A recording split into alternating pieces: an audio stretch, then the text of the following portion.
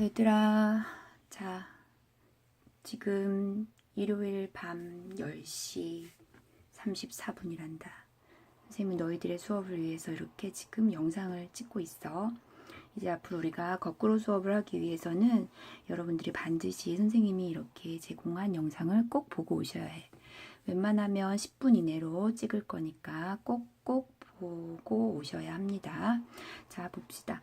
우리 오늘 이제 대단원 1단원 직권의 변화 중에 첫 번째 중단원을 마칠 거야. 지난 시간까지 우리가 지구계와 그 지구계를 이루고 있는 5개의 권, 쥐권, 수권, 대기권, 생물권, 외기권 이렇게 5개의 권에 관해서 공부를 했었잖아. 그래서 오늘부터는 이제 그 중에 우리가 살고 있는 지권에 관한 이야기를 할 거야. 그래서 이 지권은 층으로 이루어져 있거든. 그래서 오늘의 주제는 층으로 이루어진 지권을 공부해 볼 거야. 자, 오늘 학습 목표는 2가지인데 지권의 층상 구조와 그 특징을 설명할 수 있으면 되고, 두 번째는 지권의 층상 구조를 비율에 맞게 모형으로 나타낼 수 있으면 돼.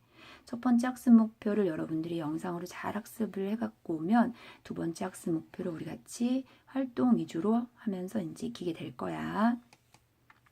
자, 일단 생각을 해봅시다. 이렇게 사랑하는 딸 중학교 입학을 축하해 하고 부모님이 선물 상자를 주면 일단 기분이 좋아, 그치? 근데 이 안에 뭐가 들어있을지 열지 않고 알 수 있을 방법이 있을까?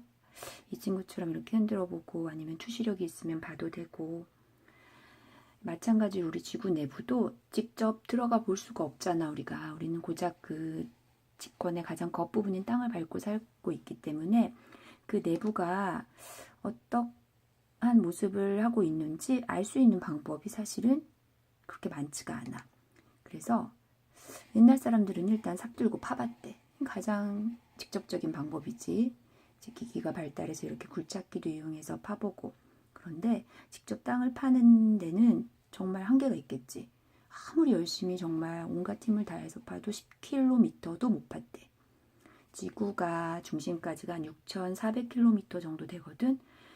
그 중에 10km 판 거면 이거는 거의 못 팠다고 보면 되지. 자, 그리고 두 번째 방법이 이제 화산이 분출할 때 나오는 물질을 분석하는 건데, 화산은 여러분들 잘 알다시피 지구 내부에서 마그마가 끌어 나오는 현상이야, 그치? 그 지구 내부에 있었던 물질이 나오니까 지구 밖으로 지표로, 그러니까 그 물질들을 분석하면 지구 내부에 대한 힌트를 얻을 수 있겠지. 마치 우리가 우주에서 날아오는 유성, 대기권과 타서 떨어져서 운석이 되면, 그 운석이 만약에 우리에게 오면 우리가 우주에 대해서 알 수 있는 것처럼 지구 내부에서 끌어나오는 어떤 화산의 분출물로 지구 내부를 알 수 있겠지. 그렇지만 이 방법도 또 한계가 있어. 왜냐하면 화산은 언제 어디서나 일어나는 게 아니잖아, 그치? 자, 그래서 가장 좋은 방법이 지진이 일어날 때 지구 내부를 통과하여 지표에 도달되는 지진파를 분석을 해서 지구 내부에 대해서 알아봤었대, 얘들아. 자, 그래서 지진파에 관한 이야기를 잠시 해야 할 것 같아. 선생님이 그럴 줄 알고 준비를 해왔습니다. 자, 보시면요. 지금 자, 일단 지구 내부에서 이렇게 지진이 발생하는 위치를 한번 사진으로 확인해 볼게. 자, 그림 보시다시피 지진은 지구 내부에서 발생해. 우리가 그곳을 진원이라고 하고, 그럼 처음에 이렇게 진동이 울리면 이제 걔가 땅을 따라 이렇게 퍼져 가겠지. 그러고서 우리가 살고 있는 이곳 지표에서 이제 그 지진파가 전달되는 지점을 진앙이라고 하는데, 어찌됐건 중요한 건 이 지진파는 이렇게 지구 내부에서 발생을 해서 점점 우리 살고 있는 지표로 퍼져 나오는 거야. 그런데 이 지진파가 굉장히 특징적이야. 한번 여기 그림을 볼게. 지진파는 크게 P파와 S파로 나뉘어. 한 번씩 운동을 해볼게.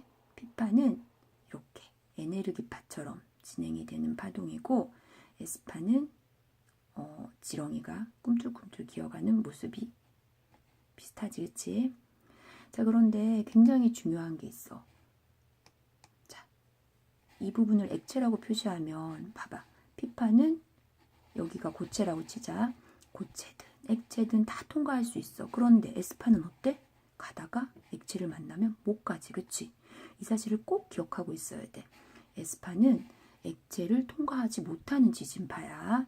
자, 이렇게 알고 그러면 지진파를 잠깐 정리를 해볼게.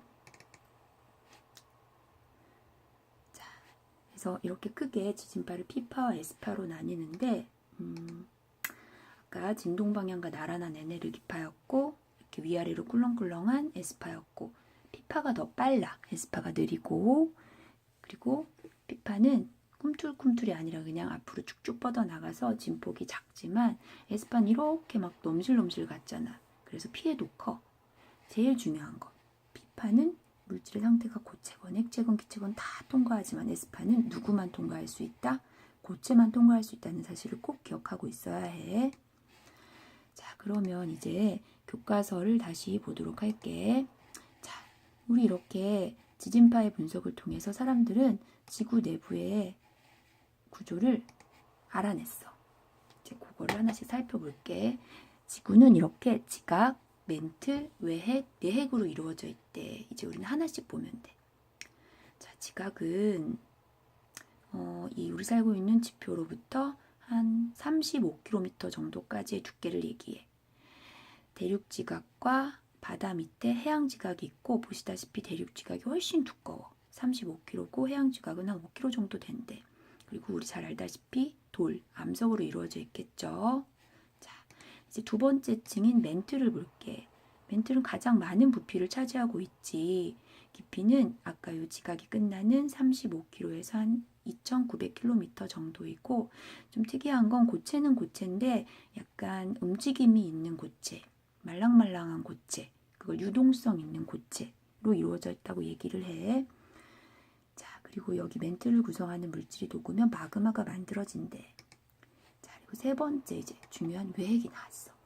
외핵은 멘틀이 끝나는 2,900km에서 한 5,100km의 깊이까지를 차지하고 있고, 자, 철로 이루어져 있지만 액체 상태래. 자, 그럼 이거 액체 상태인 거 어떻게 알았을까? 우리 아까 지구 내부를 알아내는데 지진파를 이용했고 그 지진파 중에 액체 상태를 절대 통과할 수 없는 누가 있었지? 그래, 에스파가 있었지.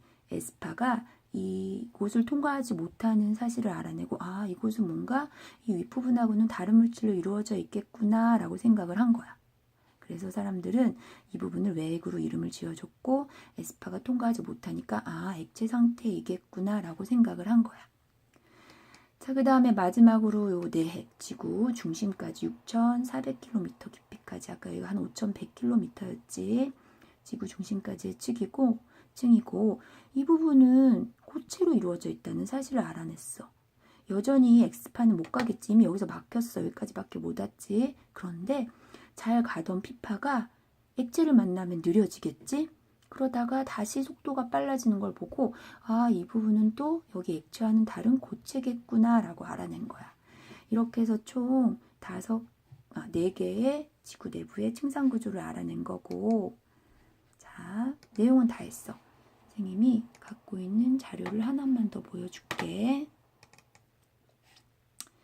자, 지금은 이렇게 많이 그래프를 보진 않지만 이 그래프도 사실 상당히 유명한 그래프야.